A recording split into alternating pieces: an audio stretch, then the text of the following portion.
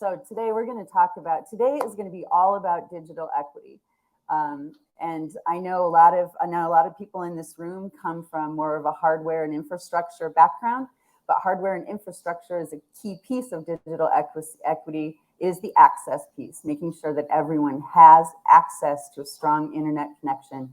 Obviously, that's first and foremost for many of you because you've dedicated your lives to local control of your broadband. So today we're going to expand out a little bit and think about the infrastructure bill and the new opportunities we have with that to also make broadband more affordable for people and make it easier for people to cross the digital divide by providing skilling and resources for them. So we're going to do each of our 3 sessions today is about an aspect of that. Ours is about adoption.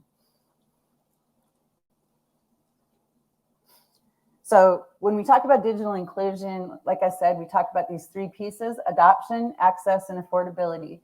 In order for someone to truly participate in the modern world, they're going to need to have all of these things. And we have, when we look at some of the numbers, and we'll look at those in a minute, you'd be really surprised at how many people know how to do social media on their mobile phone, but they don't know how to go to a doctor's appointment online. They don't know how to look for a job online. They don't know how to use office programs and programs that will help them find and retain employment. And this isn't just a problem for people, it's a problem for communities, and especially rural communities, because as we continue to drain, we can't even attract employers, right? We can put good internet service in, but we have these opportunities now that we have fiber in these communities to improve teachers and learners' ability to take advantage of education, to help people access telemedicine, to encourage employers to come to the community, which we can't do if we don't have a qualified workforce. And we're going to talk about all of that more. So I'm going to turn this over to Brianna to be talking about our current situation. Yeah. So can everyone hear me? I want to make sure I got that placed right, because we got a mix of old technology and new technology. And it's always great when you go to something to do with broadband and technology, and then we spend, the first 20 minutes trying to figure out how to get that technology to work. First, I want to introduce myself, Dillavou with CBAN, Community Broadband Action Network. I am a digital navigator. So I am really in touch with the current situation. I am on the boots on the ground, kind of get that, in rural Iowa, in kind of where we walk and we go, and you have people that are wide open spaces, and you kind of look and you think there's not that much population, but there's a lot of opportunity. So where Iowa's sitting right now, we're a little bit kind of right in the middle, kind of on the top half. Overall, across the United States, we're at saturation of only about 80% of people online using internet, using high-speed internet, that they have quality access. Nevada's at the lowest with 72.5%. Iowa's at 85.7%. And the highest, which this surprised me, was Idaho. And when you think rural, Idaho is pretty rural. So if they can get that number up there, there's no reason that Iowa can't be right there amongst the top with them. That's right. Yep. Okay, so some of the challenges that we face and we see, you kind of look at a couple different numbers. So you have the rural versus urban kind of dynamic and the challenges we see there. And then you're going to have other issues with access, income, affordability. This chart here does a very great job from Pewter Research showing some of the different numbers we have. So each of these different are different types of devices, and then who has home broadband. We see that rural communities are consistently underserved. They don't have the same access, they don't have the same digital skilling, and often, because they are rural, it costs a lot more to get that internet service out to them compared to their urban and suburban counterparts. That's right. And also when we see dearths in access, which I know everyone in this room is working on, and we see a lower than people who are technically in poverty, that also means that they don't get desktops, laptops, tablets, and the hardware they need so that they can learn more and fully participate. Okay, on the lower income side of it, there's issues with affordability. No matter where you are, we're going to have a population that is going to be a little bit lower income, and they don't have the room in their budgets to say, okay, I can spend $100 on internet this month. And they have every deserving right to have every opportunity that we do. So there are some options they have, like the Affordable Care Connectivity Program, which we'll talk about later when we talk about accessibility and affordability. Here you can see that they have lower adoption rates of different kinds of internet services and devices. The desktop and laptop computer, when you have lower income and they don't have the same access, you see a lot of them, they're using smartphones. That might be the only access we have. And when we're looking at increasing opportunities, increasing their income, giving them the options to grow and continue and make that American dream, you can't do things on a smartphone that you can do on a laptop. But if they don't know how to use Word, Excel, then we have a huge gap in skilling. Where do they go? They need the resources in their community to help teach these skills. Okay. So this is where we start to get into our activity. As we've been talking, hopefully some of you have been thinking about your own communities and your own situations, and maybe some things you're doing really well, maybe some gaps, maybe some challenges some structural challenges that you're facing. And so when we look at three key aspects that every community is affected by, we look at access to opportunity. And sorry, I just did that. Nope, that's okay. Access to opportunity is, do they have the skills and the basic services they need for those basic opportunities? Do they have the classes? If it's not in school, do they have the tech help? Do they have internet high-speed broadband service that is going to allow them to complete the task that they need to complete?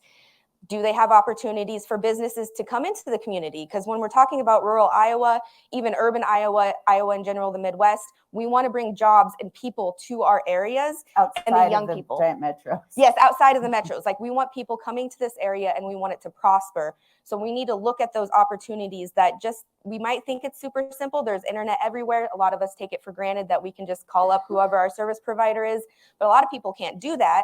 I've been taking a part of the town hall meetings that the OCIO, the Office of Chief Information Officer, has been. Hi, Jeff. Yep. The guy who's holding those meetings is here today. He Jeff is. Berkes, thank you for your service in going all over the state and doing 7,000 meetings in 30 days. They have. I've been fortunate enough to take part and help Jess Flaherty in the South Central. And one thing that's really come up is the opportunities that just even businesses need. Getting the startup, knowing that they're going to have the infrastructure that they need and that it's going to be affordable for them. And then, are they going to have employees that can meet the tech needs that they have? We don't think of tech jobs always being, we are all in tech jobs, but there's so much digital components to those opportunities. And I'm kind of spilling into the educated workforce as well. But all of these things come together when we're talking about a community and the opportunities. So really what we are looking at is, we need to know, when you're thinking about your community, where do those skills lack? What opportunities do you see for your community to come together? Maybe programs, challenges they face. What are we looking at when we're talking about bringing broadband and digital education to your area? And if you want to.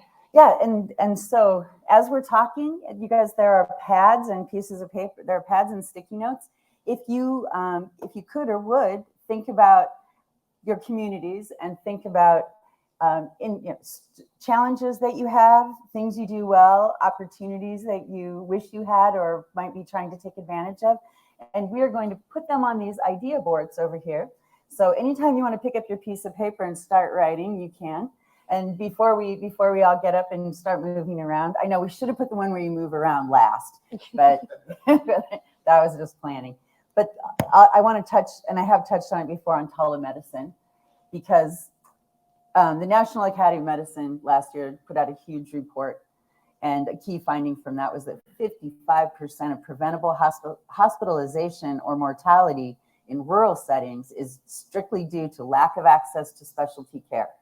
Now, we know that there are limits to the types of specialty care that can be delivered on the internet, but we also have a huge dearth of rural health providers, and everybody who lives and anybody who has ever lived in a rural area knows that there just aren't enough doctors to go around.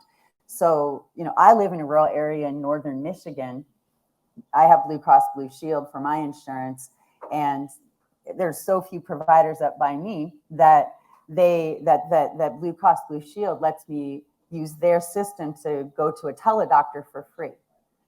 Because otherwise, like when I had last November, I had COVID and double pneumonia, and I couldn't get in to see my doctor for 8 days.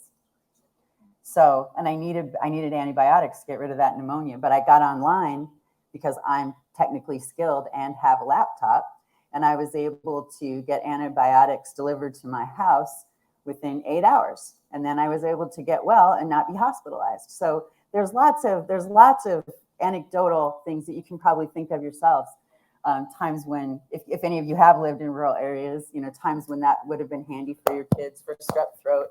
But when you think about people who can't get to the doctor at all, then it becomes even more extreme. So that is where we lead into our activity. If you don't have to play if you don't want to, but if you have any ideas for things that could be done, should be done, that impact your community directly, or just things in general, ways we might help to work on this situation, we're going to take about 5 minutes, think about it, talk amongst yourselves, and then you can put them up on the appropriate board, featuring Curtis's amazing uplights that look terrific.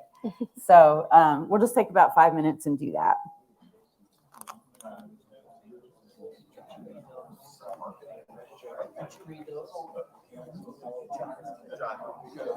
Yes. I did. That's exactly this. Yep. It's exactly the same. Yeah. Yep. My mic is popping off. If you guys are trying to see the boards up here, sorry, don't mean to interrupt. They are the same as access to opportunity, a healthier population, and an educated workforce. So we're really looking at opportunities in economy, telehealth, and options for where we can make a healthier population in general, and then our workforce, educating a workforce as they're coming in.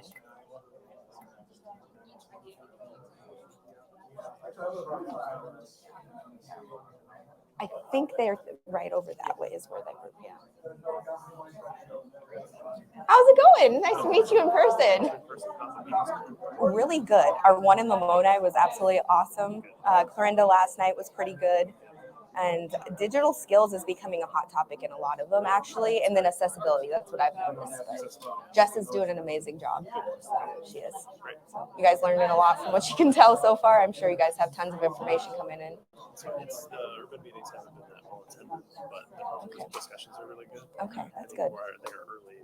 The early thesis is that if you don't have access, you're motivated to show up to public. I think so, yep. If you have access, consider that there are other aspects of this stuff, right? Yep, I can see that. So you don't know enough to know that you don't have it, right? You don't exactly. know enough to know that you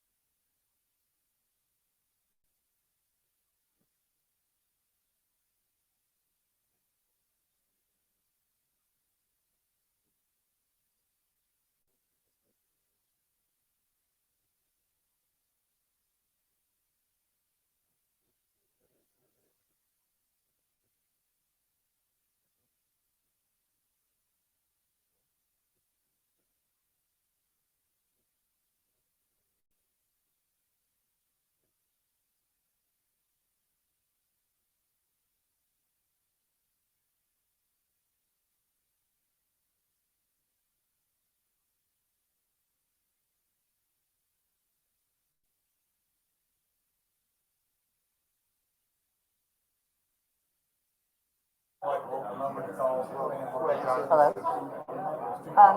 Could you finish unmuting me? I really want to say something to the group while we have our time. It's okay. place. I got Hello. one of those things where. So what's really cool about right now is I'm hearing a lot of people talking about their rural situations. But I had to actually coerce our board member, Dave Schilling, to write a question. So if you guys do have any thoughts about what would make your community better, I'm going to three, so I or will challenges be that you in face or Crest barriers next to getting week. there, would really So love it May, if you'd want to Lamona, write and we're in those Crest. down. Bring So, one up. yeah. Yeah. Much appreciated. Lamona was Got really about, good last you've got time, about 2 minutes left. she had to Can go I in. just share what And I put there up was on the probably a lot board? of people there. Yeah. Many of you guys in this room It know was that my pretty cool. son had a serious accident last year and suffered Yeah. a traumatic brain injury. The very good news is he has recovered a lot and he is doing really well. It was nice I talking just said that so you clap. But one of the things that's occurred to us as a family supporting him is trying to make sure he can have access to technology, whether it be devices or applications in devices that are suitable for someone with disabilities. In his case, he's right-handed, but he can't use his right arm yet. His speech is somewhat limited. He's able to read, he's able to think, he's doing a lot of great things, but things that he really enjoyed doing, like working for IMON Communications, wherever Dave went, there he is back there, he can't do anymore. One thing he really enjoyed doing in his spare time was gaming. He can't do that anymore. And part of it is the devices that would allow him to do that aren't available readily on the market. So I put down on mine under healthier populations, applications and devices for persons with disabilities, and that can be all kinds of disabilities. So that's something that could improve the lives of the people in your communities if they were available. And broadband can enable a lot of those things to happen if they have access to it and if they have access to the devices that make it work. So there you go. That's a great example, actually. And on a sidebar, which I just got to spend some time with Jordan this weekend, and it is absolutely incredible what the Dean family and their dedication and their refusal to give up on him have rendered. It's really actually, sorry, it's really neat. It's really great.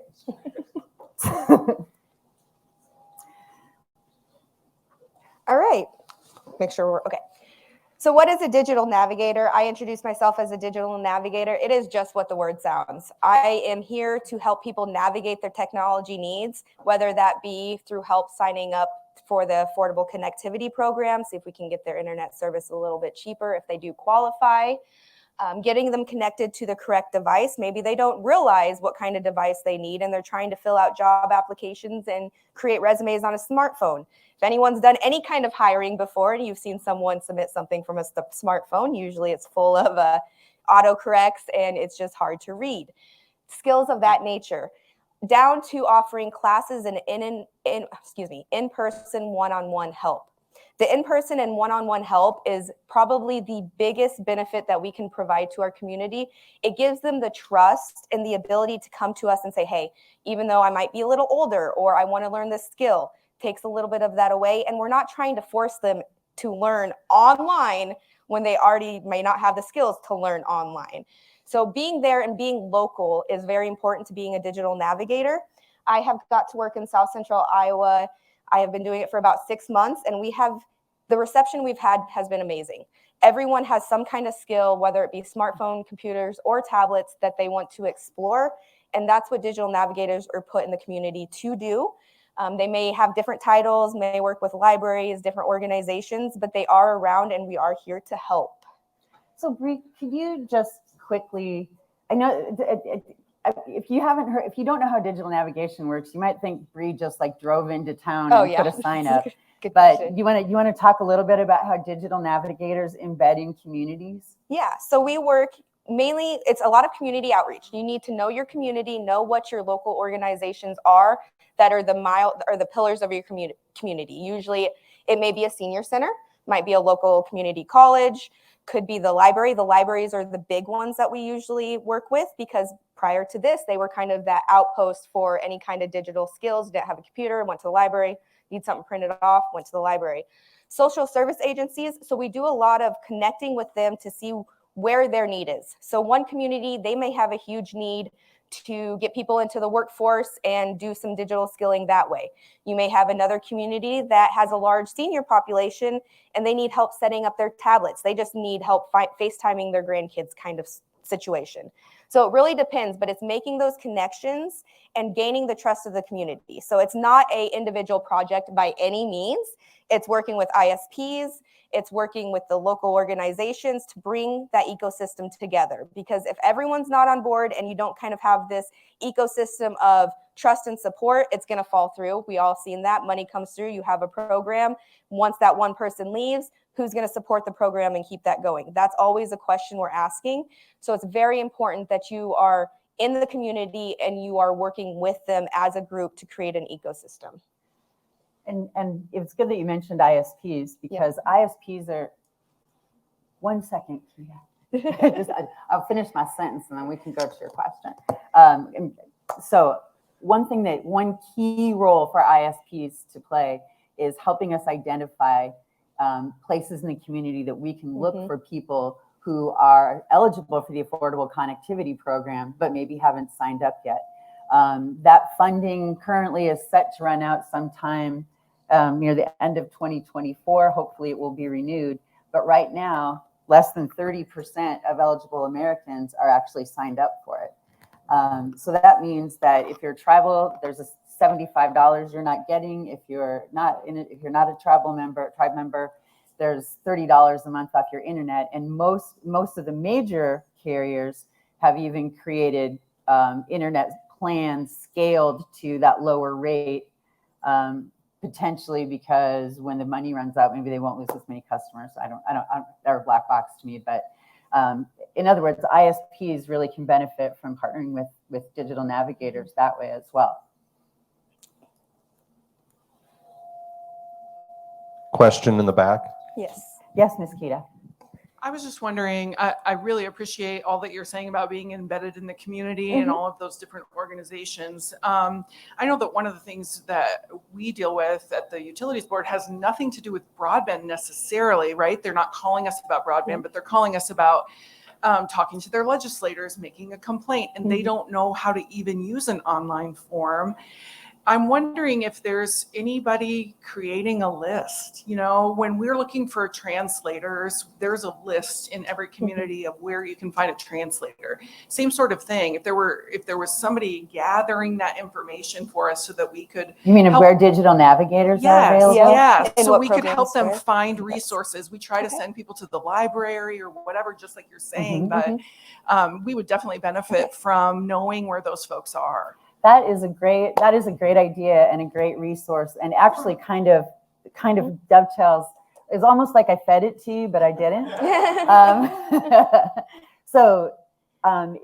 Last year, CBAN had applied for and was one of 18 entities chosen to be part of a 3-year pilot program for a National Digital Navigator Corps.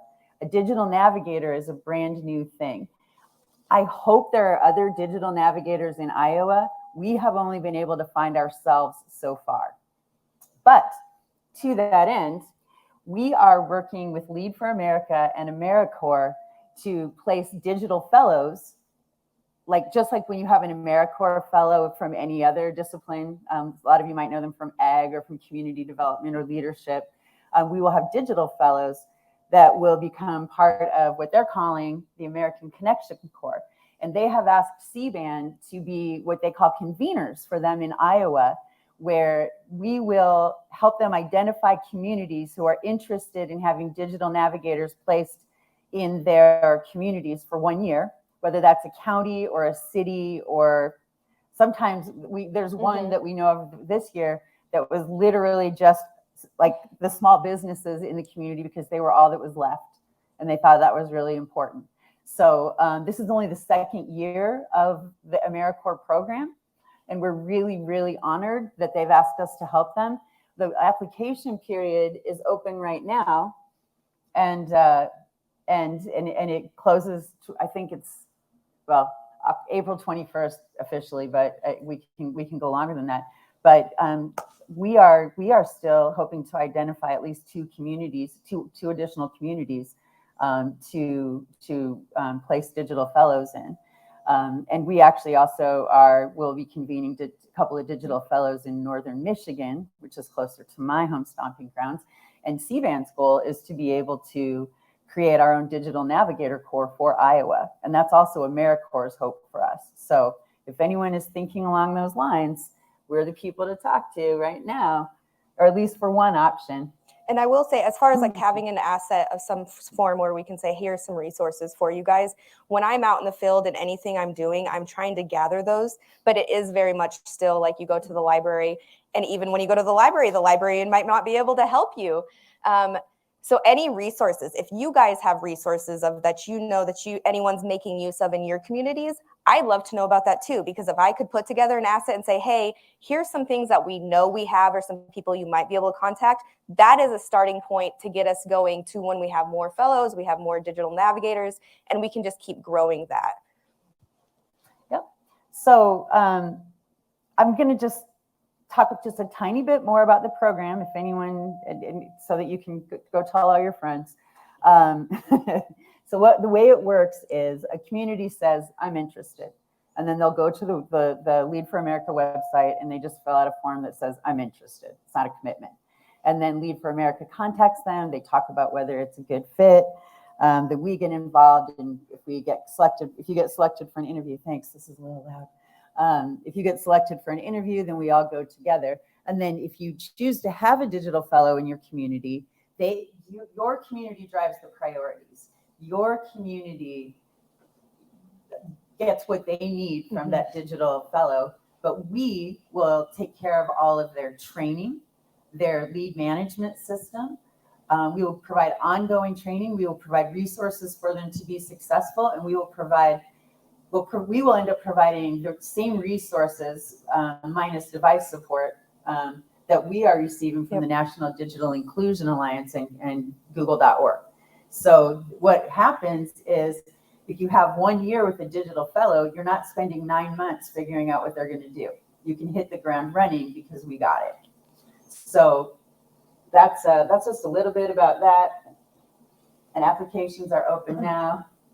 And if there are any other questions, we're right here about the program or about digital adoption in general. One back here.